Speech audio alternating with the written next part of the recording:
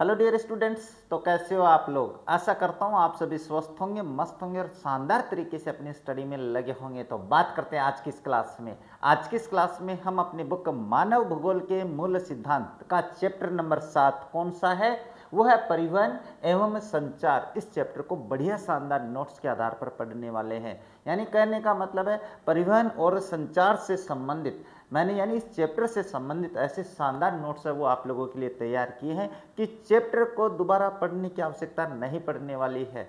Chapter के बाद में इस चैप्टर के जितने भी एमसीक्यूज हैं उनको पढ़ने वाले हैं और चैप्टर के क्वेश्चंस और उनके आंसर्स भी मैं आप लोगों को इसी क्लास में करवाने वाला हूं। तो क्लास आप लोगों के लिए बहुत ही शानदार रहने वाली है। तो क्लास को आपको कंप्लीट बिना स्किप किए हुए देखना ताकि इस चैप्टर से आने वाले प्रश्नों को आप गलत ना कर सको। तो आज की इस क्लास को शुरू करें इससे पहले आप लोगों से एक बात कहना चाहेंगे, अगर आप हमारे चैनल पे आए हो, हमारे वीडियोस देख रहे हो, वीडियोस पसंद आ रहे हैं, हमारे चैनल को सब्सक्राइब कीजिए, वीडियो को लाइक कीजिए, शेयर कीजिए, साथ ही बेल आइकन को भी ऑन रखिए ताकि मेरे वीडियोस के नोटिफिकेशन सबसे पहले आप लोगों के पास पहुंचे। अब ज़्यादा समय नहीं लेते शुरू करते हैं आज की एक क्लास। और आज की इस क्लास को शुरू करेंगे हम एक बढ़िया लाइन से, जो लाइन किन्होंने कही है वो कही है विंस लंबार्डी ने, जो कि एक बहुत ही महान फुटबॉलर हुए हैं। इन्होंने क्या कहा है? इन्होंने कहा है winning is not a sometime thing, it's an all the time thing. का मतलब होता है कि जीतना कभी कभार की बात नहीं होती है, जीतना हमेशा की बात होती है। ऐसे नहीं है कि एक बार सफल हो गए तो उसके बाद में हम भूल जाते हैं कि हमें जीतना भी है। कि ऐसा दिमाग में नहीं रखना है। ये हमेशा ये मानते थे कि मुझे हमेशा जीतना है। तो आपको भी दिमाग में ये डिसाइड कर लेना है कि मुझे हमेशा जीतना है। जब दिमाग में ये बात रहती है ना कि मुझे जीतना है तो जीत आप लोगों की निश्चित होती है। चलिए अब बढ़ते हैं अपने चैप्टर की तरफ। और चैप्टर में हम क्या पढ़ने वाले हैं, कौन कौन से बिंदुओं पे हम चर्चा करने वाले हैं। तो सबसे पहले हम परिचय पढ़ेंगे। तो परिचय देने की आवश्यकता नहीं है परिवहन और संचार की, लेकिन फिर भी बताएंगे आप लोगों को कि क्या है जरूरत।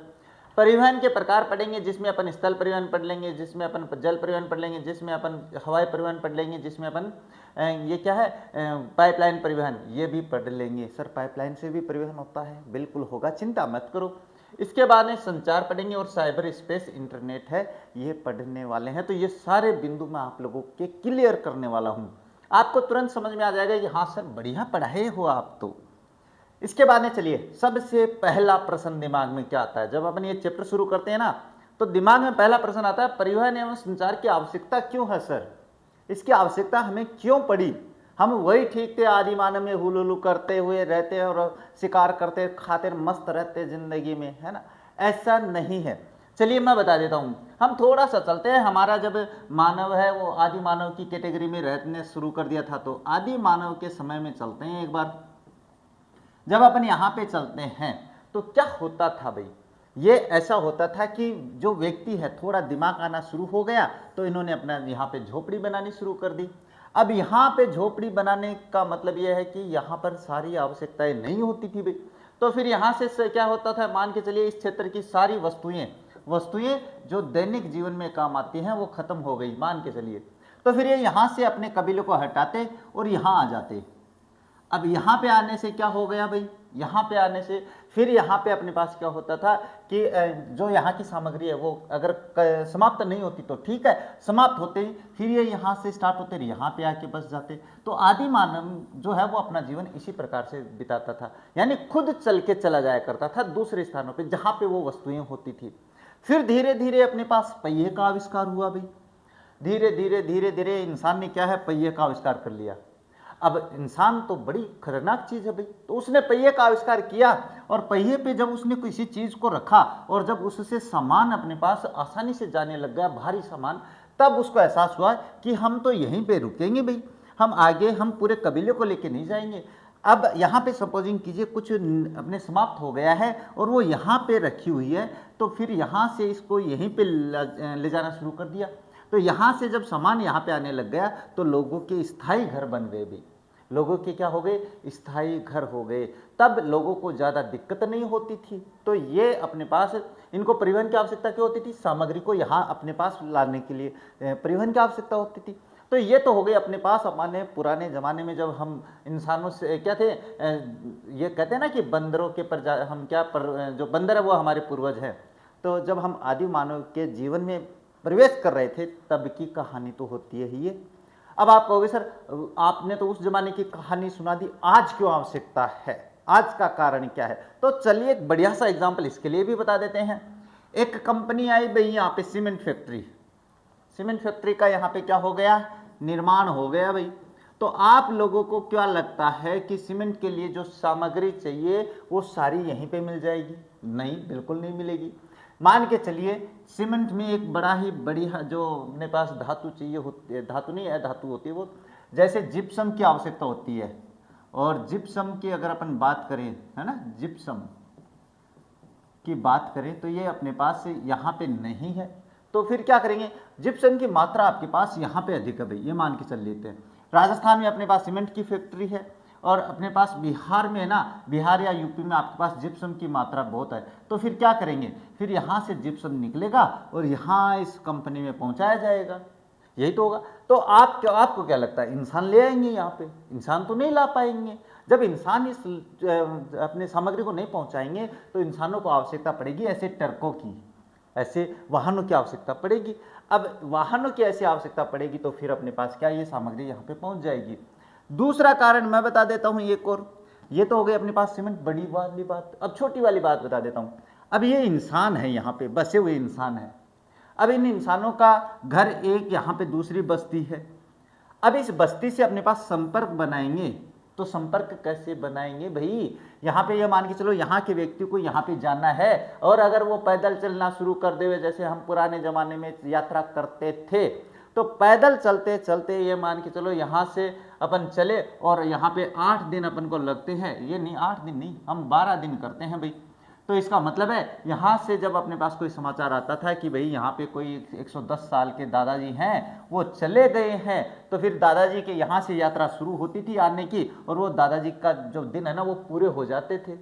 तो फिर क्या हुआ, फिर अपने पास वही आवश्यकता किसकी हुई, वाहनों की हुई। और वाहन से क्या होता, तुरंत अपने पास यहाँ पे पहुँच गए। अब यात्रा कितनी भी दूर क्यों ना हो, हम 1 घंटे में पूरे भारत, जैसे अपने पास यहाँ से मैं बताऊँ कि अपने उत्तर भारत, अपने पास कश्मीर से अपने को कन्याकुमारी चलना है, तो मान के चलिए 3 घंटे में अपन पहुँच जाएंगे यहाँ पे, ज़्यादा समय नहीं लगेगा। एरोप्लेन की बात कर रहा हूँ मैं, है ना, बसों से नहीं बता रहा, ट्रेन से नहीं बता रहा।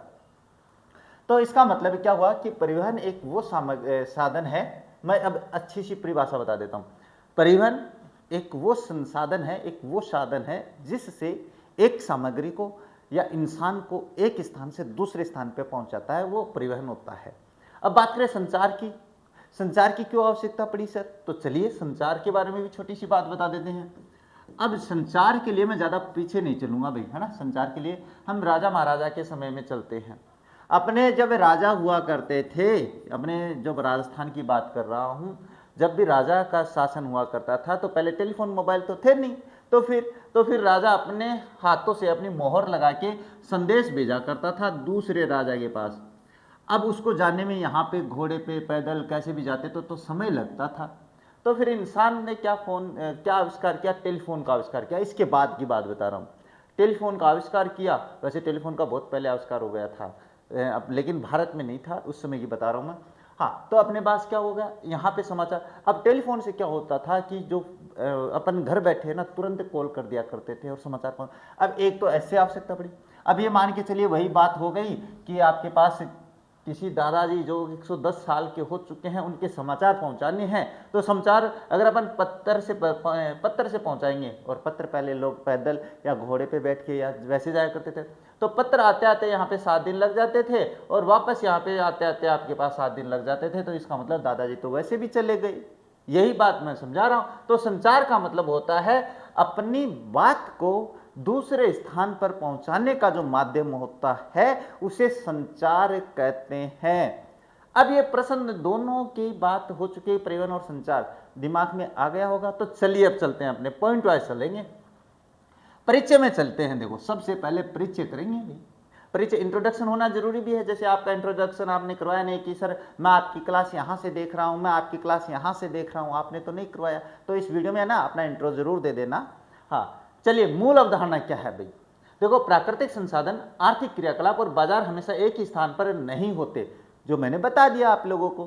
परिवहन और संचार ही उत्पादन केंद्रों, को उपभोग केंद्रों से जोड़ते हैं। ये बात सीधी सी बात है, कहने का मतलब यहाँ पे लोग बसे हैं, यहाँ पे अपने पास कुछ सामग्री है, बाजार है, तो इनको जोड़ने का जो काम करता है वो वाहन ही करता है। ये बात इतनी सी है। बस मेरी भाषा जो है ना वो मैंने सरल बताई है, थोड़ी सी आपकी नोट्स वाली परिभाषा है। अच्छा, परिवहन की परिभाषा अगर देखें, व्यक्तियों और वस्तुओं को एक स्थान से दूसरे स्थान तक ले जाने की सेवा या सुविधा को परिवहन कहते हैं। तो मैंने जो बताया था वो मेरी थोड़ी आड़ू वाली भाषा थी, ये थोड़ी किताबी भाषा है, तो हम किताबें पढ़ेंगे ना। हाँ, इसमें मनुष्यों, पशुओं और विभिन्न प्रकार के वाहनों का उपयोग होता है। सर, मनुष्य भी वाहन का काम कर सकते हैं क्या? बिल्कुल करते हैं। आप जब छोटे बच्चे थे, आप ये मान के चलो फर्स्ट क्लास में थे, तो आपके पिताजी आपको क्या करते थे? अपने कंधों पे बैठा के स्कूल छोड़ के आया करते थे। तो पिताजी आपके लिए क्या हो गए? वाहन हो गए। लेकिन इसकी एक वास्तविकता और बता देता हूं। जयपुर में पिछले दिनों तक अपने पास जो लोग हैं ना वो क्या करते थे? अपने जो पहिए वाला रिक्शा है उसको अपने रिक्शा जो होता ना रिक्शा, अगर साइकिल वाले पहिए के 3 पहिए वाला, उसको इंसान ही चलाया करते थे, तो वो इंसान वाहन ही तो हुआ। तो यही मैं बता रहा हूँ। इसके अलावा पशु भी है, बैलगाड़ी, घोड़ा गाड़ी, ऊंट गाड़ी। इसके अलावा विभिन्न प्रकार की बात करें तो जैसे ट्रक है, कार है, ये सारे होते हैं भाई। अच्छा, सड़कें और रेल मार्ग भूमि परिवहन का हिस्सा है। एक बात ध्यान में रखना, परिवहन की बात करें तो सड़कें और रेल ये भूमि जल मार्ग है, ये भूमि मार्ग है, यानी स्थल पे चलने वाले है।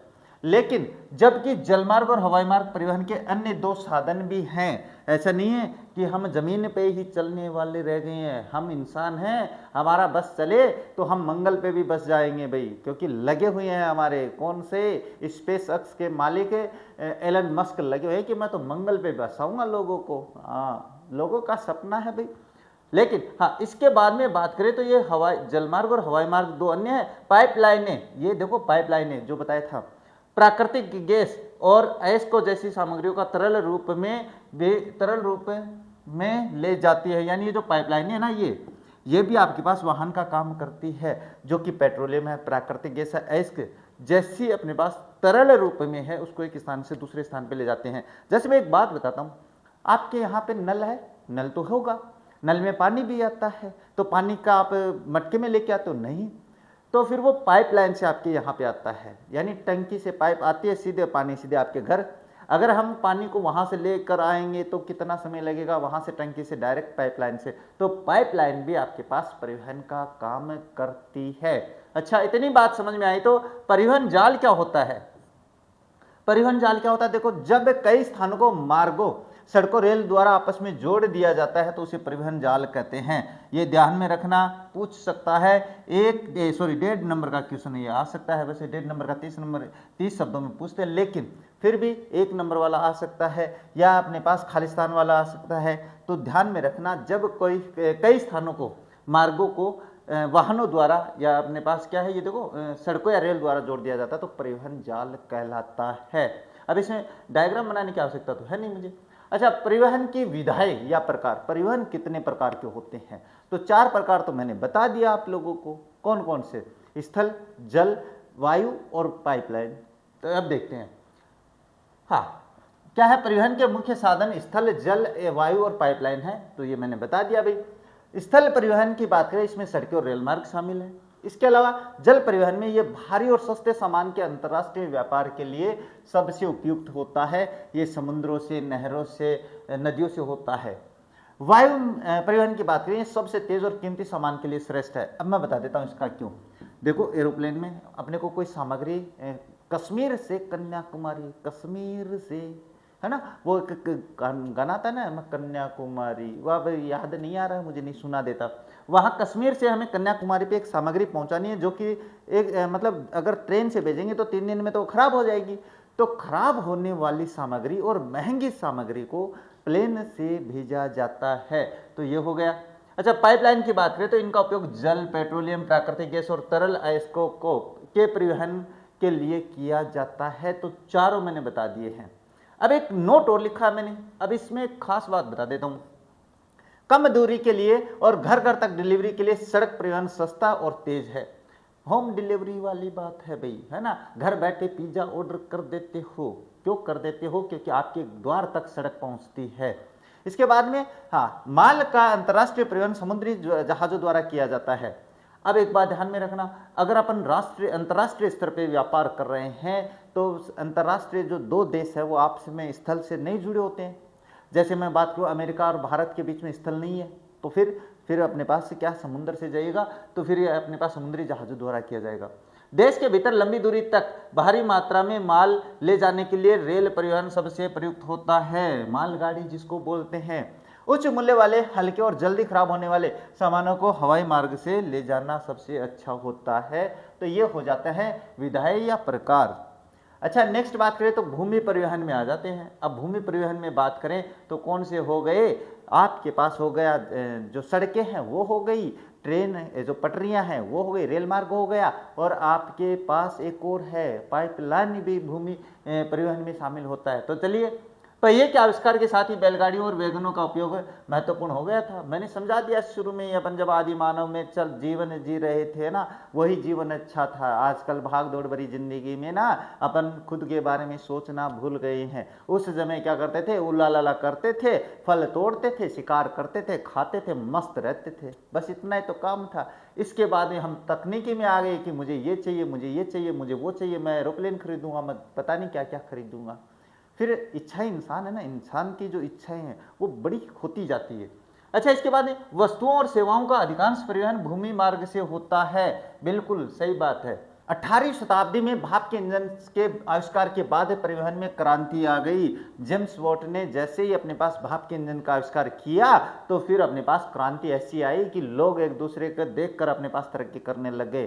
कैसे, पड़ोसी है ना एसी ले आए तो मैं भी एसी ले आई हूँ, लेकिन वहां पे पहले अपने पास वो चलता था कि इसने ये बना लिया तो मैं भी ये बनाऊं, है ना। अपन तुलना करते हैं, क्या है, इंसान है ना अपने मतलब के अनुसार काम निकालता रहे, है ना। ओशो की एक बढ़िया लाइन है कि जब चाय में मक्खी गिरती है तो चाय को दूर फेंक देते हैं, चाय को फेंक देते हैं, लेकिन जब घी में मक्खी पड़ती है तो मक्खी को दूर फेंक देते हैं। तो इंसान अवसरवादी है भाई, याद रख लेना। हाँ, इसके बाद में क्या है, पहली सार्वजनिक रेलवे लाइन 1825 में उत्तरी इंग्लैंड से स्टॉकटन एवं डार्लिंगटन के बीच खोली गई। याद रख लेना भाई, ये लाइन पूछ सकता है आपसे, ये प्रश्न आ सकता है, चाहे रिक्त स्थान में आ जाए चाहे वैसे आ जाए। उत्तरी इंग्लैंड में स्टॉकटन और डार्लिंगटन के बीच खोली गई थी 1825 में, ये इंपॉर्टेंट लाइन है, याद रखना। और उसके बाद में 19वीं शताब्दी में रेलवे परिवहन का सबसे लोकप्रिय और सबसे तेज रूप बन गया। ये ध्यान में रख लेना भाई, दो पंक्ति ये बात। अब इसके बाद में क्या है, भूमि परिवहन के क्षेत्र में हुए नए विकासों में पाइपलाइन, रोपवे और केबलवे शामिल है भाई। देखो, पाइपलाइन भी आ जाता है, रोपवे कौन सा होता है सर, वो अपने पास ऊपर रस्सी सी तार होते हैं, उनके द्वारा ट्रॉली बंधी होती है, वो होता है। केबलवे भी यही होता है, सेम में होता है। और शामिल है खनिज तेल, पानी और कीचड़ और सीवरेज जैसे तरल पदार्थों का परिवहन पाइपलाइन द्वारा किया जाता है। ये तो मैंने पहले ही समझा दिया है।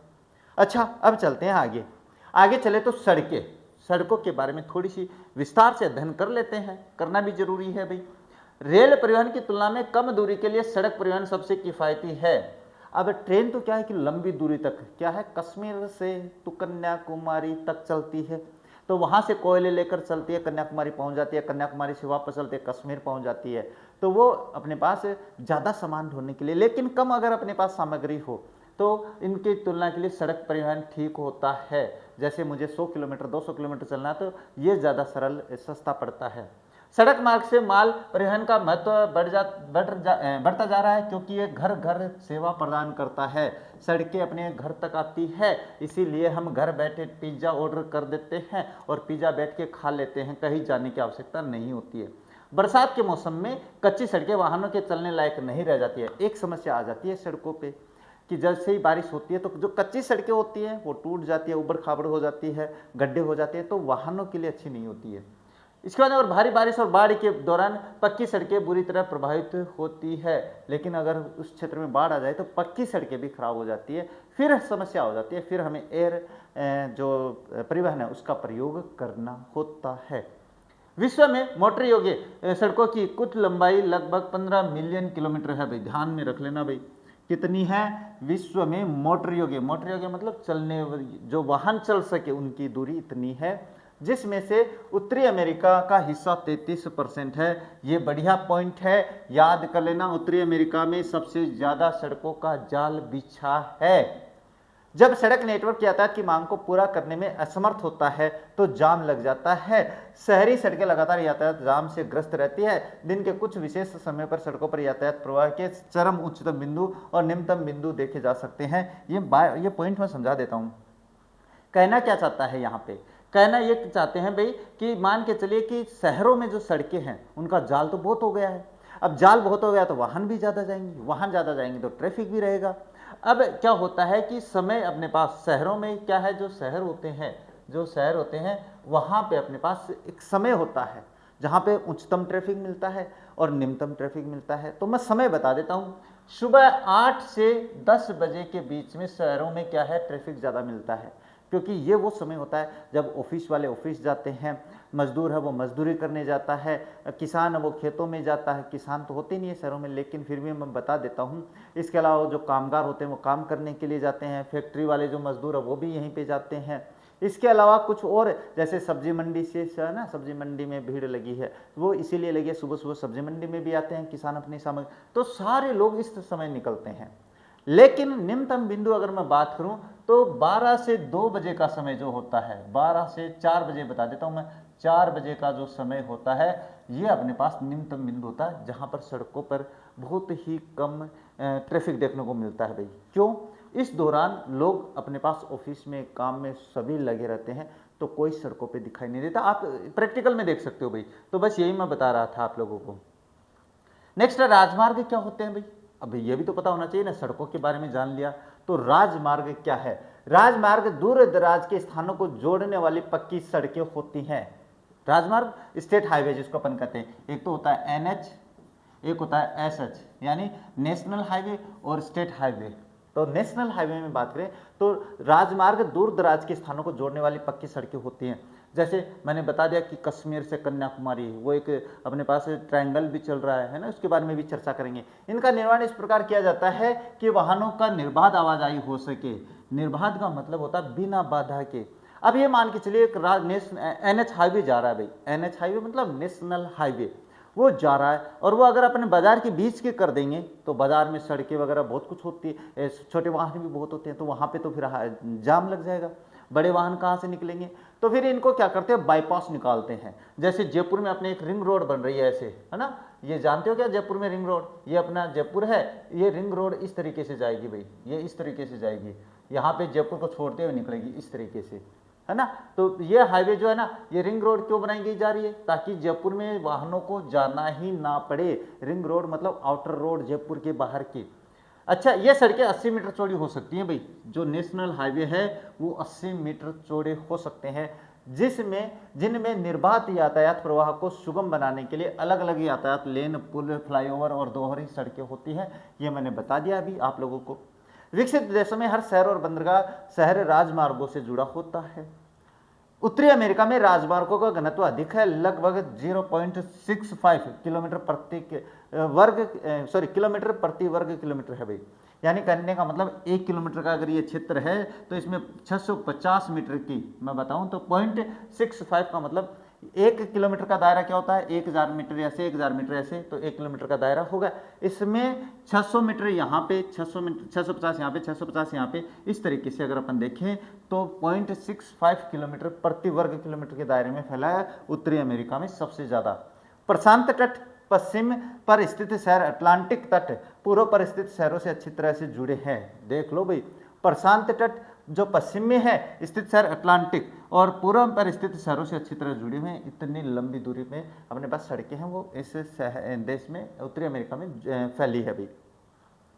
नेक्स्ट बात करें, इसी प्रकार कनाडा के उत्तरी शहर मेक्सिको के दक्षिणी शहरों में से जुड़े हैं भाई। तो मेक्सिको में भी देख लो भाई, आपके पास मेक्सिको में भी क्या उत्तरी और दक्षिणी शहर आपस में जुड़े हैं। इस यहाँ से नहीं समझ में तो अपने कश्मीर से कन्याकुमारी एक अपने पास हाईवे है जो वहाँ पे नेशनल हाईवे है वो भी। हाँ, कैनेडियन अपन बात करें हाईवे ब्रिटिश कोलंबिया पश्चिमी तट में वैंकूवर को न्यू फाउंडलैंड पूर्वी तट में सेंट जॉन्स सिटी को जोड़ता है भाई। वैंकूवर को न्यू फाउंडलैंड पूर्वी तट में सेंट जॉन्स सिटी से जोड़ता है। और अलास्का हाईवे एडमंटन कनाडा को एंकोरेज अलास्का से जोड़ते हैं। ये प्रश्न आएंगे भैया आप लोगों, ये ध्यान में रख लेना। अलास्का हाईवे जो है वो एडमंटन कनाडा को एंकोरेज अलास्का से जोड़ता है। तो पूरा प्रश्न आ सकता है अलास्का हाईवे किन दो शहरों को जोड़ता है, तो ये ध्यान में रखना भैया आप लोग, मैं बता रहा हूँ। हाँ, अच्छा, transcontinental Stuart highway Australia में टेनेंट क्रीक और एलिस स्प्रिंग्स होते हुए डार्विन उत्तरी तट और मेलबोर्न को जोड़ते हैं। ये ट्रांस कॉन्टिनेंटल पूछ सकते हैं, ट्रांस कॉन्टिनेंटल स्टुअर्ट हाईवे कौन से देश में है, इस तरीके से पूछ सकते हैं प्रश्न, तो ऑस्ट्रेलिया देश में है। इसके बाद में हाँ, ये मैंने बता दिया क्रीक और एलिस स्प्रिंग्स होते हुए। हाँ, यूरोप में वाहनों की संख्या बहुत अधिक है और जल राजमार्गों का एक सुविकसित नेटवर्क है। बिल्कुल, यूरोप महाद्वीप वैसे ही विकसित महाद्वीप है, लेकिन जैसे जैसे विकसित होते जाते हैं वैसे वैसे दूसरी समस्या आ जाती है। यूरोप महाद्वीप अपनी ऋणात्मक जनसंख्या वृद्धि के कारण अभी ग्रसित है, और अगर ऋणात्मक अपने पास जनसंख्या वृद्धि हो रही है, इसका मतलब उनकी जनसंख्या घट रही है। ये यूरोप की हालत है, तो वो ज़्यादा विकसित हो गया, ज़्यादा विकसित हो गया तो लोगों के पास समय कहाँ पे है बच्चे पैदा करने के लिए।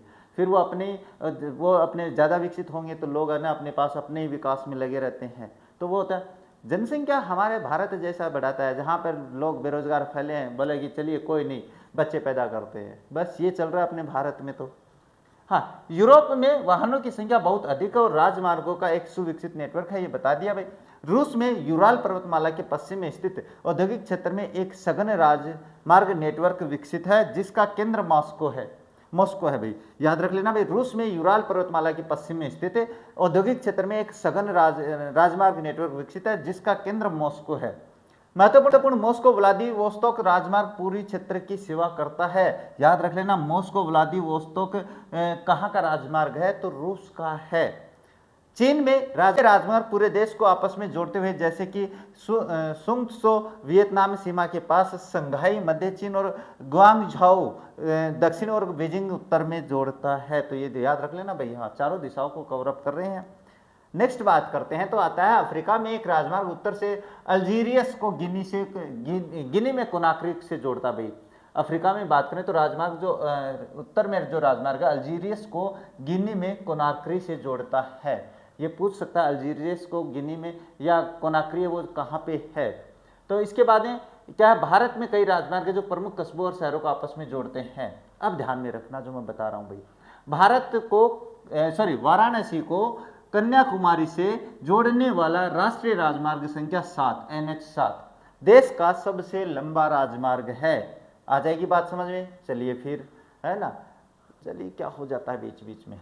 गोल्डन क्वाड्रिलेटरल GQ, ध्यान में रखना, गोल्डन क्वाड्रिलेटरल, ये GQ मतलब G से ये अपने पास गोल्डन और Q से अपने पास है क्वाड्रिलेटरल, या सुपर एक्सप्रेस का निर्माण कार्य चल रहा है जो 4 महानगरों, ये पूछ सकता है भाई पर्सन, इंपॉर्टेंट लगा लेना इसको अभी, इस पॉइंट को।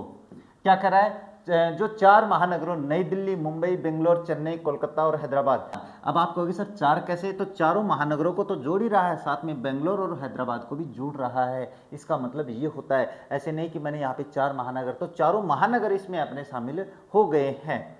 अच्छा, सीमावर्ती सड़कें बात करें, क्या होती है सर, तो देखो अंतर्राष्ट्रीय सीमाओं के साथ बनी सड़कों को सीमावर्ती सड़कें कहा जाता है। ये सड़कें दूर दराज के क्षेत्रों के लोगों को प्रमुख शहरों से जोड़ते हैं और रक्षा प्रदान करने में महत्वपूर्ण भूमिका निभाती है भाई। ये मान के चलिए अपने पाकिस्तान की सीमा लगती है सम क्षेत्र जैसलमेर में। अब अगर अपने पास वहाँ पे सड़कें नहीं होगी और युद्ध की स्थिति हो जाती है तो सम के जो क्षेत्र उनको अपने पास सुरक्षित जो अपने पास सेफ स्थान है वहाँ पे कैसे लेके आएंगे।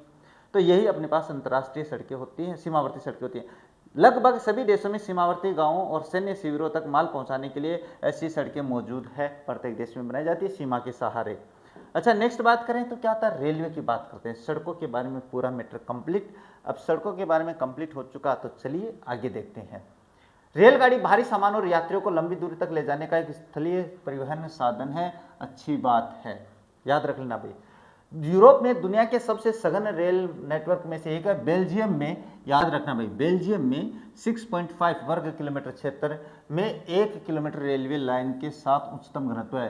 यानी कहने का मतलब है 6.5 किलोमीटर का जो दायरा है, ये ऐसे, ये भी 6.5, ये भी 6.5, ये भी 6.5, इसमें 1 किलोमीटर की लाइन फैली हुई है।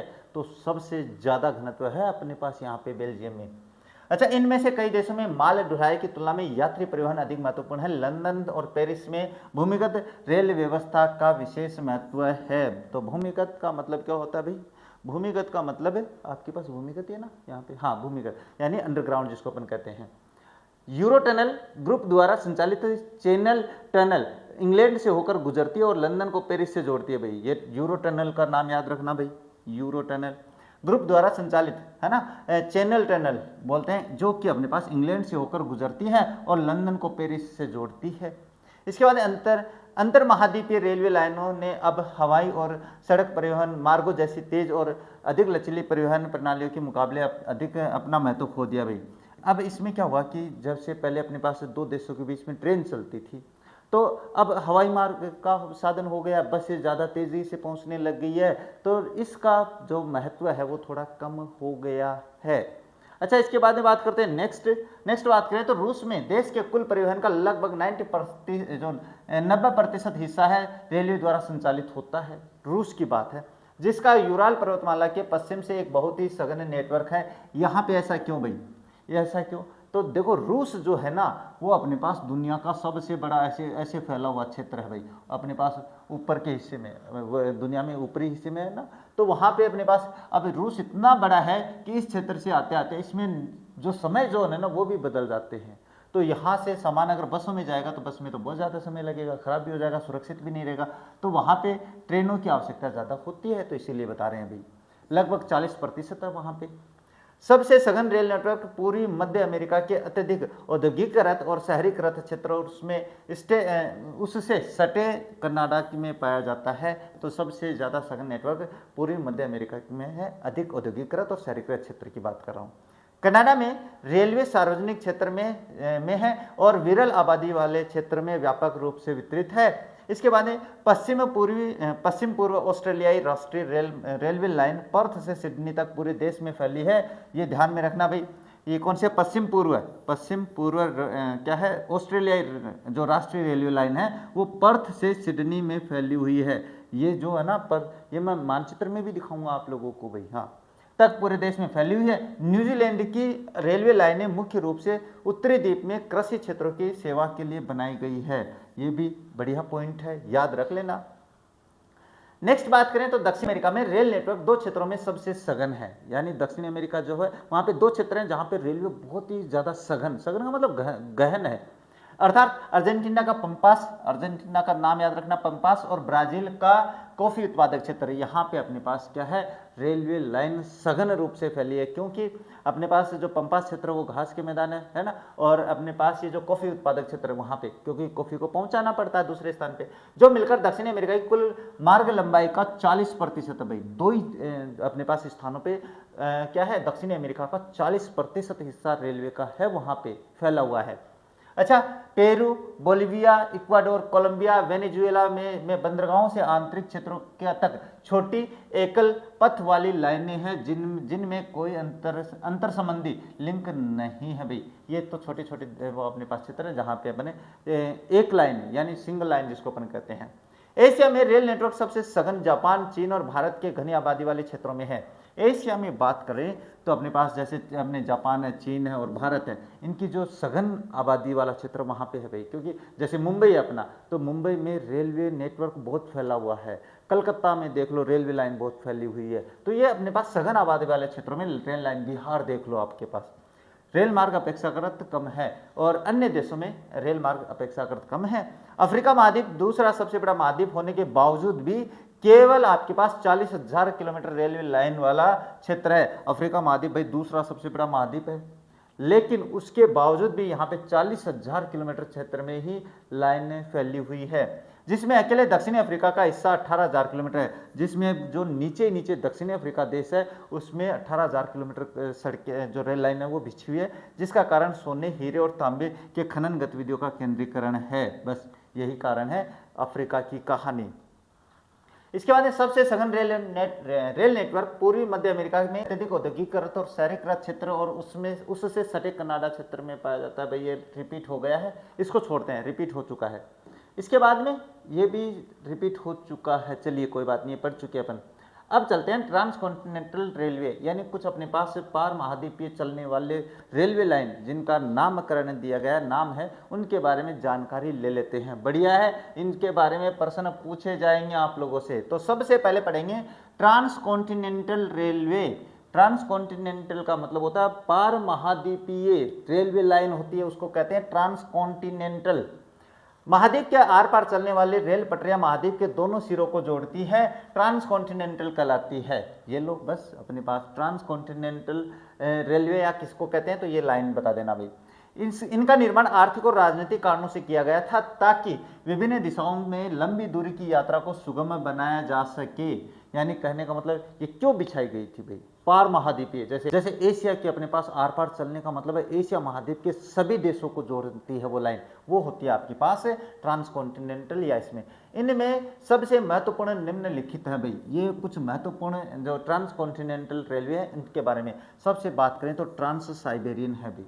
रूस का प्रमुख रेल मार्ग है जो पश्चिमी तट से में सेंट पीटर्सबर्ग से लेकर पूर्व में प्रशांत तट तक स्थित तट पर स्थित व्लादिवोस्तोक तक फैला हुआ है। ये देख लो भाई, कोई पूछे ट्रांस साइबेरियन कहाँ पे है तो रूस में है। किनको जोड़ता है तो जो पश्चिम में सेंट पीटर्सबर्ग से होता है शुरू और लेकर पूर्व में प्रशांत तट पर स्थित व्लादिवोस्तोक तक फैला हुआ है। और मास्को, उफा, नोवोसिबिर्स्क, इरकुत्स्क और चीता और खाबरोवस्क, ये अपने पास नाम है भैया, ऐसे नाम याद हो जाएंगे सर, याद हो जाएंगे, चिंता मत करो, से होकर गुजरता है। यह एशिया का सबसे महत्वपूर्ण और विश्व का सबसे लंबा 9332 किलोमीटर डबल ट्रैक और विद्युतीकृत ट्रांस महाद्वीपीय रेलवे है। याद रख लेना इस महाद्वीप की विशेषता। इसके बाद में बात करते हैं ट्रांस कैनेडियन रेलवे की बात करें तो क्या है ये। इसकी बात करें तो कनाडा में 7050 किलोमीटर लंबी रेल लाइन है जो पूर्व में हेलिफैक्स से लेकर प्रशांत तट पर वैंकूवर तक मॉन्ट्रियल, यानी वैंकूवर तट पर मॉन्ट्रियल, ओटावा, विनिपेग और इसके अलावा कैलगरी से होकर गुजरती है। ये रेलवे लाइन है भैया। इसका निर्माण 1886 में हुआ था। इसने क्यूबेक मॉन्ट्रियल औद्योगिक क्षेत्र को प्रेयरी क्षेत्र की गेहूं पट्टी और उत्तर में शंकुधारी वनों से जोड़ा है भाई। ये देख लो भाई, क्यूबेक मॉन्ट्रियल औद्योगिक क्षेत्र, प्रेयरी क्षेत्र जिसमें गेहूं पट्टी मतलब गेहूं का उत्पादन होता है, और उत्तर में शंकुधारी वनों से जोड़ा है। किसने जोड़ा है? ट्रांस कैनेडियन रेलवे ने। Union and Pacific railway, union and Pacific Atlantic तट पर स्थित न्यूयॉर्क को प्रशांत तट पर स्थित सैन फ्रांसिस्को से जोड़ती है, जो क्लीवलैंड, शिकागो, ओमाहा, इवांस, ओगडेन और सेक्रामेंटो से होकर गुजरती है। इस मार्ग से निर्यात की जाने वाली सबसे मूल्यवान वस्तुएं अयस्क, अनाज, कागज, रसायन और मशीनरी है। तो ये ध्यान में रखना, union and Pacific railway. Next आता है ऑस्ट्रेलिया ट्रांस कॉन्टिनेंटल रेलवे। थोड़ा सा तो पढ़ चुके हैं, थोड़ा सा मैं बता देता हूं। महाद्वीप के दक्षिणी भाग में पश्चिम से पूर्व दिशा में चलती है, जो पश्चिमी तट पर स्थित पर्थ से पूर्वी तट पर स्थित सिडनी तक चल जाती है। यह कालगुरली, ब्रोकन हिल और पोर्ट ऑगस्टा से गुजरती है। एक अन्य प्रमुख उत्तर दक्षिणी लाइन एडिलेड और एलिस स्प्रिंग को जोड़ती है और आगे चलकर डार्विन बर्डम लाइन से जुड़ जाएगी। बिल्कुल अपने पास ऑस्ट्रेलिया ट्रांस कॉन्टिनेंटल पे टिप्पणी लिखे तो ये करना है। अच्छा, ओरिएंट एक्सप्रेस की बात करें तो पेरिस से इस्तांबुल तक स्ट्रासबर्ग, म्यूनिख, वियना, बुडापेस्ट और बेलग्रेड होते हुए चलती है। इस रेल मार्ग से मुख्य रूप से पनीर, बेकन, जई, शराब, फल आदि का निर्यात किया जाता है। देख लो, शराब भी इनसे भेजी जाती है। आगे चलते हैं, आगे चले तो जल परिवहन में आ जाते हैं। अब आपका जो रेलवे परिवहन है वो कंप्लीट हो गया है। तो जल परिवहन में आए तो महासागर एक दूसरे से जुड़े हुए हैं भाई, सीधी सी बात है। सारे महासागर आपस में जुड़े हैं, तो सर इनका नाम अलग अलग कैसे हो गया है? तो नाम तो इंसानों ने दिया भाई, और विभिन्न आकारों के जहाजों द्वारा इसमें आवागमन संभव है। जल परिवहन की ऊर्जा लागत कम होती है। जल परिवहन को समुद्री मार्गों और अंतर्देशीय जल मार्गों में विभाजित किया गया है। बस याद रख लेना। समुद्री मार्ग के बारे में छोटी सी बात कर लेते हैं। महासागर बिना किसी रखरखाव लागत के सभी दिशाओं में यात्रा करने योग्य एक सुगम राजमार्ग प्रदान करता है। हाँ भाई, समुद्र में हमें कोई जाल नहीं बिछाना है, कुछ नहीं करना है, एक जहाज तैयार है, जहाज लेके चल पड़ो। उस समुद्र का कोई खर्चा भी नहीं आता है, उसके अपने पास सड़कें भी नहीं टूटती है, उस पर रेल लाइन का नुकसान भी नहीं होता है। बस ये होता है कि तूफान आ जाए तब दिक्कत हो जाती है, बाकी समुद्र में कोई खर्चा नहीं है।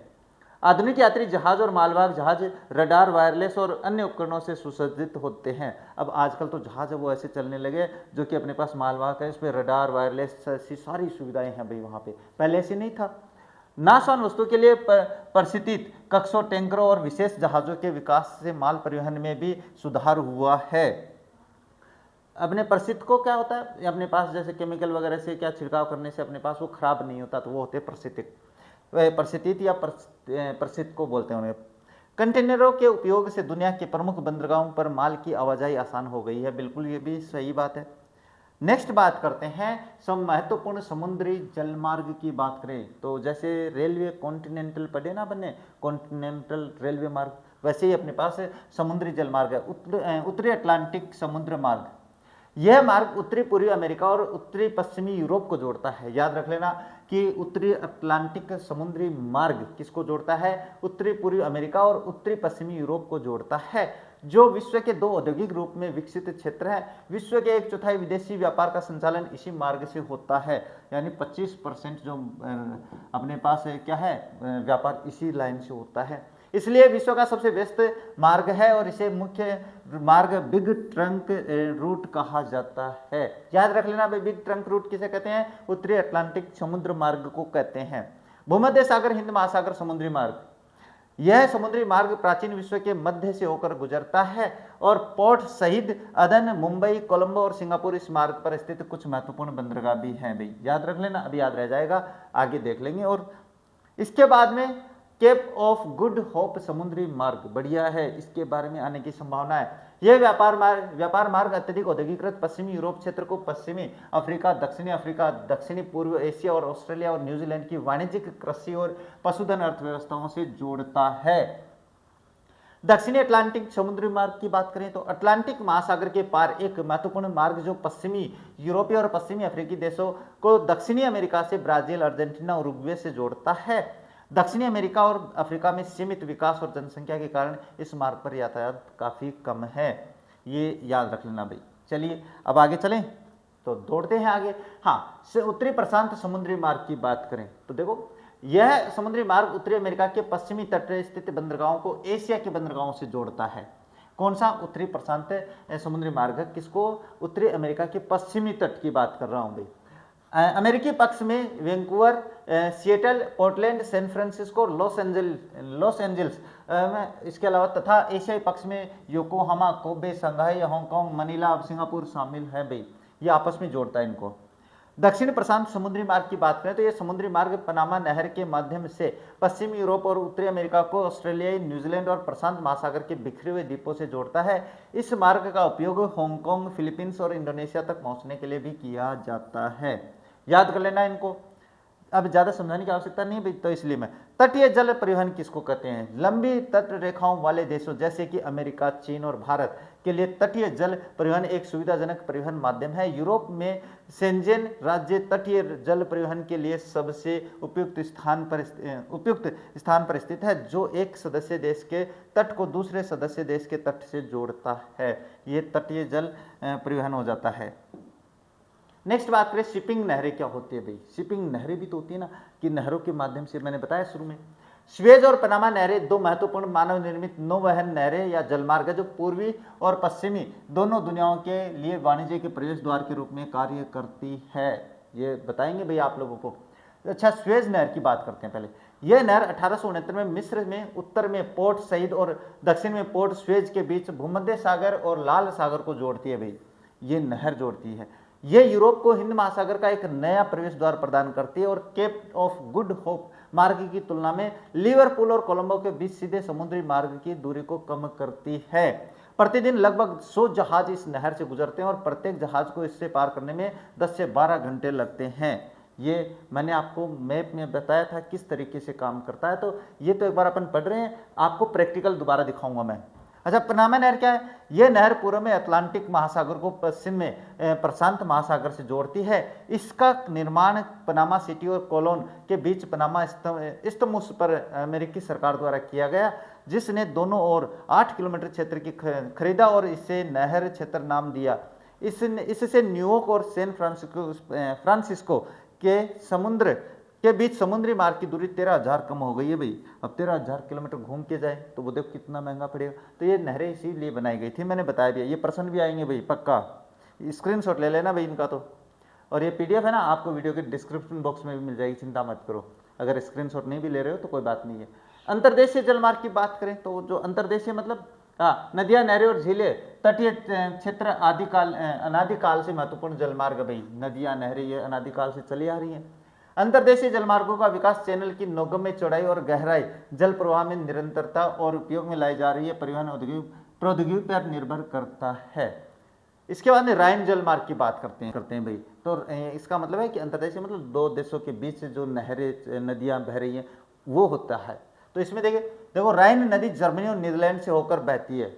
जर्मनी और नीदरलैंड से होकर बहती है। अपने पास नदियों की लंबाई काफ़ी है भाई, बहती है। ये नीदरलैंड में स्थित अपने मुहाने रोटरडेम से लेकर स्विट्जरलैंड में स्थित बेसल तक 700 किलोमीटर तक नौगम्य है। नौगम्य मतलब बड़े जहाज नहीं चलते, लेकिन इसमें अपने पास क्या है, नहरें जो होती हैं, जो नौगम्य जो जहाज होते हैं, यानी छोटे जहाज है, वो मालवाहक का काम कर सकते हैं। रूर नदी पूर्व से राइन नदी में मिलती है। से डसेल्डोर्फ इस क्षेत्र का राइन बंदरगाह है भाई। डसेल्डोर्फ है वो इस क्षेत्र का राइन बंदरगाह। यह जलमार्ग दुनिया का सबसे अधिक उपयोग किया जाने वाला जलमार्ग है। ये स्विट्जरलैंड, जर्मनी, फ्रांस, बेल्जियम और नीदरलैंड के औद्योगिक क्षेत्रों को उत्तरी अटलांटिक समुद्री मार्ग से जोड़ती है। ये नदियां भी अपने पास जोड़ने का काम करती है। राइन नदी की बात है भाई ये। अच्छा, इसके बाद में डेन्यूब जलमार्ग की बात कर लेते हैं। डेन्यूब यह महत्वपूर्ण अंतर्देशीय जलमार्ग पूर्वी यूरोप की सेवा करता है। अच्छा, डेन्यूब नदी का उद्गम ब्लैक फॉरेस्ट से होता है भाई। इस नदी का जो उद्गम है ब्लैक फॉरेस्ट से होता है और ये कई देशों से होते हुए पूर्व की ओर बहती है। ये टोरना सेवरिन तक नौगम्य है। निर्यात की मुख्य वस्तुएं गेहूं, मक्का, लकड़ी और मशीनरी है इस मार्ग से, डेन्यूब जलमार्ग से। अच्छा, वोल्गा तो रूस में बड़ी संख्या में विकसित जलमार्ग है, जिसमें ये रूस में है भाई, जिनमें से वोल्गा सबसे महत्वपूर्ण में से एक है भाई। यह 11,200 किलोमीटर का एक नौगम्य जलमार्ग प्रदान करता है और कैस्पियन सागर में जाकर मिलता है। वोल्गा मास्को नहर इसे मॉस्को क्षेत्र से जोड़ती है और वोल्गा डोन नहर इसे काला सागर से जोड़ती है। ये इसकी सहायक नदियों के बारे में। नेक्स्ट है ग्रेट लेक्स सेंट लॉरेंस सीवे के बारे में बात करें तो उत्तरी अमेरिका की महान झीलें सुपीरियर, ह्यूरन, एरी और ओंटारियो, नाम याद रखना, सू नहर और वेलेन नहर द्वारा जुड़ी है और एक अंतर्देशीय जलमार्ग बनाती है। अच्छा, इस मार्ग पर स्थित डुलूथ और बफेलो जैसे बंदरगाह अपने समुद्री बंदरगाहों की सभी सुविधाओं से सुसज्जित हैं। तो डुलूथ और बफेलो नाम याद रखना, ग्रेट लेक्स सेंट लॉरेंस में मिलते हैं भाई। अच्छा, मिसिसिपी जलमार्ग की बात करें तो मिसिसिपी ओहियो जलमार्ग संयुक्त राज्य अमेरिका के आंतरिक भाग को दक्षिण में मैक्सिको की खाड़ी से जोड़ता है। बड़े स्टीमर इस मार्ग से क्या है, मिनियापोलिस तक जा सकते हैं भाई। मिनियापोलिस क्षेत्र तक जा सकते हैं, उसके बाद में बड़े जहाज नहीं जा सकते। अच्छा, इसके बाद में क्या है, वायु परिवहन में आ जाते हैं भाई। जल परिवहन भी कंप्लीट हो गया है। थोड़ा बड़ा चैप्टर है इसलिए समय लग रहा है भाई। हाँ, वायु परिवहन की बात करें तो हवाई परिवहन का सबसे तेज साधन है, लेकिन यह बहुत महंगा है, इसलिए यात्री लंबी दूरी की यात्रा के लिए प्राथमिकता देते हैं। यानी केवल लंबी दूरी यात्रा करनी हो तभी जाते हैं इसमें, बाकी इसको कोई प्राथमिकता नहीं देते हैं।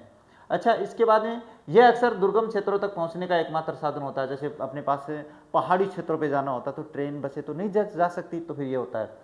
विमानों के निर्माण और उनके संचालन के लिए हैंगर, लैंडिंग, ईंधन भरने और रखरखाव सुविधाओं जैसे विस्तृत बुनियादी ढांचे की आवश्यकता होती है। हवाई अड्डों का निर्माण भी बहुत महंगा होता है और यह उन अत्यधिक औद्योगिक क्षेत्र देशों में अधिक विकसित हुआ है जहां यातायात की मात्रा बहुत अधिक होती है। यानी यातायात की मात्रा अधिक होगी तो वहाँ पे अपने पास ऐसे जो हमने क्या है एयरपोर्ट वगैरह बनाए जाएंगे और वायु परिवहन की सुविधा ज़्यादा होगी। आज 250 से अधिक वाणिज्यिक एयरलाइनों द्वारा दुनिया के विभिन्न हिस्सों के लिए नियमित सेवाएं प्रदान करती है। अच्छा, सुपरसोनिक विमान लंदन और न्यूयॉर्क के बीच की दूरी 3.5 घंटे में तय कर लेते हैं। ये तो एक बात बताएं भाई, है ना। चलिए, इसके बाद में अंतर महाद्वीपीय हवाई मार्ग, यानी अपने पास महाद्वीप के पार चलने वाले हवाई मार्ग यानी हवाई जहाज़ों के जो मार्ग है उनके बारे में। अंतर्महाद्वीपीय हवाई मार्ग की बात करें तो उत्तरी गोलार्ध में मांग के कारण विशिष्ट मार्ग विकसित हुए हैं भाई। अब ये समझाऊंगा मैं। अमेरिका का यातायात में 60% हिस्सा है इसका हवाई महाद्वीपीय में हवाई मार्ग में। New York, London, Paris, Amsterdam, Frankfurt, Rome, Moscow, Dubai, Doha, Tokyo, San Francisco, Delhi, Mumbai, Singapore, Sydney और शिकागो हवाई मार्गों के प्रमुख केंद्र है। याद रख लेना भाई इनको। अफ्रीका, रूस के एशियाई भाग तथा दक्षिणी अमेरिका के हवाई सेवाओं का अभाव है। में अपने पास अमेरिका में क्या हवाई सेवाओं का अभाव है, क्योंकि यहाँ पे अपने पास जो क्षेत्र है वो अभी विकसित नहीं हुआ है। अच्छा, दक्षिणी गोलार्ध में 10 से 35 डिग्री उत्तरी दक्षिणी अक्षांशों के बीच सीमित हवाई सेवाएं उपलब्ध है, जिसका कारण विरल जनसंख्या, सीमित भूभाग और आर्थिक विकास है। अब ये मैं बता देता हूँ, कहने का मतलब ये आप लोगों के पास क्या है, अपने पास जो गोलार्ध है अपना, यानी अपनी जो भूमि है या अपना जो ग्लोब है ये है, इसकी बात करें 0 डिग्री है, ये 23.5 डिग्री है। और अगर ये बात करें तो अपने पास क्या है, जो 23.5 डिग्री उत्तरी अक्षांश है। अब यहाँ पे 10 डिग्री से लेके 35 डिग्री के बीच में है ना, 23.5 से नीचे आ जाएंगे भाई। तो ये अपने पास क्या है, ये जो अपने पास स्थान है ये अपने पास स्थलबद्ध का अभाव है यहाँ पे, यानी यहाँ पे स्थल का अभाव, जल ज़्यादा है यहाँ पे दक्षिणी गोलार्ध में। और यहाँ पे ये जनसंख्या वितरण भी कम है, यहाँ पे जनसंख्या क्या है, ये बहुत कम है। और यहाँ पे विकसित भी देश नहीं बने हैं, यानी अविकसित अभी विकासशील में आते हैं। तो यहाँ पे अपने पास हवाई मार्गों के जो मार्ग है ना, हवाई सेवाएं है, इनका अभाव है, कारण सहित बता दिया मैंने। अच्छा, इसके बाद में बात करें तो क्या है, पाइपलाइनों द्वारा भी, पाइपलाइनों के बारे में भी मैंने समझाया है। क्या है, पाइपलाइनों का उपयोग पानी, पेट्रोलियम और प्राकृतिक गैस जैसे तरल पदार्थों और गैसों के निर्बाध प्रवाह के परिवहन के लिए बड़े पैमाने पर किया जाता है। कारण सहित मैंने समझा दिया थोड़ी देर पहले।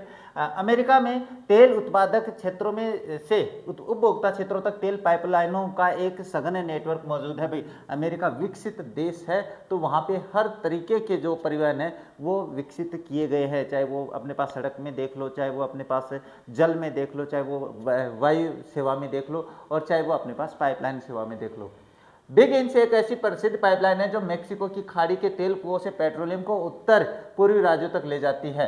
अब ये बिग इंच नाम याद रखना भाई, यहाँ पे बिग इंच का क्या है कि बिग इंच क्या है, एक पाइपलाइन है जिसके द्वारा मेक्सिको की खाड़ी के तेल कुओं से पेट्रोलियम को उत्तर पूर्वी राज्यों तक ले जाती है। अमेरिका में प्रति टन किमी कुल माल ढुलाई का लगभग 17% हिस्सा है पाइपलाइनों के माध्यम से होता है। अब ये देख लो भाई, 17% हिस्सा है वो पाइपलाइनों के माध्यम से होता है। यूरोप, रूस, पश्चिमी एशिया और भारत में पाइपलाइनों का उपयोग तेल के कुओं को रिफाइनरियों से, बंदरगाहों से या घरेलू बाजारों से जोड़ने के लिए किया जाता है। ये पाइपलाइन हो जाती है आप लोगों के पास।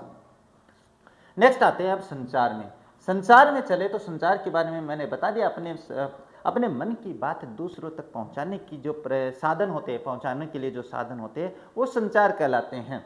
अच्छा, मनुष्य ने लंबी दूरी के संचार के लिए विभिन्न विधियों का उपयोग किया है, जैसे जिनमें टेलीग्राफ है, टेलीफोन महत्वपूर्ण थे भाई। ये दोनों चीज़ें अपने पास अभी अगर मैं करूं तो 90s के दशक में है ना, 2001 से लेकर अगर 2010 के आसपास तक की बात करूं, इनका बहुत ही महत्व था। टेलीग्राफ का उससे पहले और टेलीफोन का अपने पास 2010 के आसपास तक बहुत ही ज़्यादा अपने पास क्या है, महत्व था भाई। ये क्या है, आज अभूतपूर्व है विकास ऑप्टिक फाइबर केबल यानी OFC के उपयोग के कारण संभव हुआ है। यह बड़ी मात्रा में डेटा को तेजी से, सुरक्षित रूप से और लगभग त्रुटि रहित तरीके से प्रसारित करने की अनुमति देते हैं। 1990 के दशक में सूचना के डिजिटलीकरण के साथ दूरसंचार धीरे धीरे कंप्यूटर के साथ मिलकर एकीकृत नेटवर्क बनाने लगा, जिसे इंटरनेट कहा जाता है। तो ये संचार के लिए भी अपने पास। नेक्स्ट बात करें तो उपग्रह संचार क्या होते हैं। उपग्रहों के बारे में भी अपने पास एक क्रांति आई थी जब अपने पास रूस ने अपना पहला उपग्रह अंतरिक्ष में भेज दिया था। उसके बाद में इंटरनेट सबसे बड़ा इलेक्ट्रॉनिक नेटवर्क है। अमेरिका तत्कालीन सोवियत संघ द्वारा अंतरिक्ष अनुसंधान में अग्रणी भूमिका निभाने के बाद 1970 के दशक से यह स्वरूप महत्वपूर्ण हो गया भाई। ये बात मैंने बता दी अभी। कृत्रिम उपग्रहों ने दुनिया के सुदूर कोनों को आपस से जोड़ दिया है। इससे संचार की इकाई, लागत, समय की दूरी संदर्भ में अपरिवर्तित हो गए हैं और लागत में कमी आई है। अब एक बात बता देते हैं उपग्रहों के मामलों में, तो अपने पास एक वॉयेजर फर्स्ट जो कि अपने पास 1976 के आसपास है वो छोड़ा गया था, जो कि अब अपने पास जो पार गैलेक्सी है वहाँ तक पहुँच गया। इंटरस्टेलर जो क्षेत्र है ना वहाँ पर जाकर पहुँच गया है। इसके बाद में भारत ने उपग्रह पर विकास में भी बड़ी प्रगति की है, भारत ने भी विकास में प्रगति की है उपग्रह में। आर्यभट्ट वाज लॉन्च्ड ऑन 19 अप्रैल 1979, यानी आर्यभट्ट है वो भारत के द्वारा 19 अप्रैल 1979 को लॉन्च किया गया। भास्कर फर्स्ट है वो 1979 में लॉन्च किया गया, और रोहिणी इन 1988 यानी 1980 में लॉन्च किया गया था। 18 जून 1981 को एप्पल एरियन पैसेंजर पॉलेड एक्सपेरिमेंट को एरियन रॉकेट के द्वारा के माध्यम से लॉन्च किया गया था। भास्कर, चैलेंजर और INIS इनसेट फर्स्ट बी ने भारत में लंबी दूरी के संचार टीवी रेडियो को बहुत प्रभावी बना दिया है। तो ये संचार सेवा हो जाती है उपग्रह संचार में। इसके बाद में बात करें साइबर स्पेस इंटरनेट के बारे में, तो क्या आता है? साइबर स्पेस इलेक्ट्रॉनिक कंप्यूटरीकृत स्थान की दुनिया है, याद रख लेना भाई। इसके बाद में क्या है, ये प्रेषक और प्राप्त करता है कि भौतिक गति के बिना कंप्यूटर नेटवर्क पर संचार करने या सूचना प्राप्त करने के लिए इलेक्ट्रॉनिक डिजिटल की दुनिया है। जैसे जैसे अरबों लोग हर साल इंटरनेट का उपयोग करते हैं, cyber space email, e commerce, e learning और ई गवर्नेंस के माध्यम से मनुष्य के समकालीन आर्थिक और सामाजिक दायरे का विस्तार करेगा। भाई अपने पास है ना इंटरनेट का उपयोग अरबों लोग करते हैं, तो ये मान के चलो अपने पास बहुत ज़्यादा क्या है सामाजिक दायरे, आर्थिक और सामाजिक दायरे का विस्तार होगा, बिल्कुल सीधा है। इंटरनेट फैक्स, टेलीविजन और रेडियो के साथ मिलकर स्थान समय की सीमाओं को पार करते हुए अधिक से अधिक लोगों के लिए सुलभ हो जाएगा। सीधी सी बात है, जैसे जैसे अपन विकसित होते जाएंगे वैसे वैसे हमें क्या है आराम की जो जिंदगी बोलते हैं, या अपने पास संसाधनों, अपनी पहुंच दूसरे क्षेत्र तक, दूसरों की पहुंच अपने तक मतलब आसान हो जाएगी, सुलभ यानी आसान। नेक्स्ट है, हाँ बस यहाँ पे अपने पास क्या है वो चैप्टर आपका कंप्लीट हो जाता है। और चैप्टर के बाद में अब आज की इस क्लास में केवल चैप्टर के जो क्वेश्चन है वही करवाएंगे भाई। अलग से क्वेश्चंस जो MCQs है, जो अपने शॉर्ट टाइप क्वेश्चंस है, लॉन्ग टाइप क्वेश्चंस है, वो अपने रिवीजन की क्लास में करवाएंगे, ताकि आपको दोबारा है मौका मिल जाएगा याद करने का। तो अभी तो मैं एक बार ये करवा देता हूँ। देखो अपने चैप्टर के लास्ट में दिए हुए हैं, पार महाद्वीपीय स्टुअर्ट हाईवे किन के बीच चलता है? तो डार्विन, मेलबोर्न, एडमंटन और एंकरेज, वैंकूवर, सेंट जॉन और चेंगडू और लासा। तो ये आपके पास डार्विन और मेलबोर्न के बीच में है भाई। अच्छा, किस देश में रेलवे नेटवर्क का सघन घनत्व तो सबसे अधिक है? तो USA। अभी बताया भाई, हर क्षेत्र में आगे है। वृहद ट्रंक मार्ग होकर गुजरता है, कहाँ से होकर गुजरता है? तो ये उत्तरी अटलांटिक महासागर से होकर गुजरता है। इसके बाद में बात करते हैं, ये क्या दिया हुआ है बार, ये अपने पास क्वेश्चन से दोबारा रिपीट हो गए क्या? हाँ, ये क्वेश्चन दोबारा रिपीट हो गए भाई। यह है बिग इंच की पाइपलाइन परिवहन करती है भाई। तो बिग इंच की पाइपलाइन है वो अपने पास तरल पेट्रोलियम गैस यानी LPG के लिए जो परिवहन का है वो माध्यम है भाई। निम्नलिखित में से कौन सी एक जोड़ी चैनल टनल द्वारा जुड़ी हुई है? तो पेरिस, लंदन। अभी थोड़ी देर पहले पढ़े हैं, तो दोबारा बताने की आवश्यकता नहीं है। अब ये अपने पास 30 शब्दों के प्रश्न हैं। आप कहोगे सर 30 से ज़्यादा, लेकिन इतना ऐसे लिखेंगे तभी तो अपने नंबर आएंगे ना। तो पहाड़ी, रेगिस्तानी और बाढ़ प्रभावित क्षेत्रों में सड़क परिवहन की समस्या क्या है? तो सीधी सी बात है, यहाँ पे ये समस्या भाई, पहाड़ी क्षेत्रों में सड़कों का निर्माण करना मुश्किल है। इन क्षेत्रों में सड़कों का निर्माण और रख रखाव करना महंगा। भूकंप और भूस्खलन के कारण सड़कें क्षतिग्रस्त हो जाती है और उनके रख रखाव के लिए भारी खर्च उठाना पड़ता है पहाड़ी क्षेत्रों के लिए। रेगिस्तान में धूल मिट्टी के कारण सड़कों का निर्माण मुश्किल हो जाता है। जैसलमेर में अपने पास दिक्कत ही है। बाढ़ प्रवण क्षेत्रों में सड़कें बुरी तरह क्षतिग्रस्त हो जाती है और साल दर साल इनका पुनर्निर्माण करना पड़ता है। ये हो जाती है भाई पहला प्रश्न। इसके बाद दूसरा है महाद्वीपीय रेल मार्ग, पार महाद्वीपीय रेल मार्ग क्या है? अभी समझा क्या हूँ, पूरी एक्सप्लेनेशन कर दी थी मैंने। देखो, पार महाद्वीपीय रेलवे पूरे महाद्वीप में चलते हैं और इसके दो छोरों को जोड़ते हैं। इनका निर्माण आर्थिक राजनीतिक कारणों से विभिन्न दिशाओं में लंबे समय तक चलने के लिए किया जाता है। एक अंतर महाद्वीपीय रेल मार्ग का एक संक्रामक नेटवर्क है जो विभिन्न महासागरों, महाद्वीपीय सीमाओं पर टर्मिनलों के साथ एक महाद्वीपीय भूमि को पार करता है। इस तरह के नेटवर्क या तो एक ही रेल की पटरियों के माध्यम से हो सकते हैं या एक निरंतर मार्ग के साथ कई रेलवे कंपनियों के स्वामित्व या नियंत्रित कर सकते हैं। ये बाकी आप देख लेना भाई, है ना, ये बता रखा मैंने। नेक्स्ट, जल परिवहन के क्या फायदे हैं? तो देखो मैं एक बार यहाँ पे पॉइंट वगैरह बता देता हूँ, बाकी आप इसके अपने कर लेना भाई। देखो, कम तो लागत होती है, मैंने कारण बताया था कम लागत का, कि समुद्र में ना किसी प्रकार का खर्चा नहीं है, सड़क टूट जाए कोई खर्चा नहीं है अपने पास, और अन्य खर्चे हैं अपने जैसे ट्रेन की पटरियाँ, ऐसा कुछ काम नहीं है। तो बस उसमें लागत कम होती है।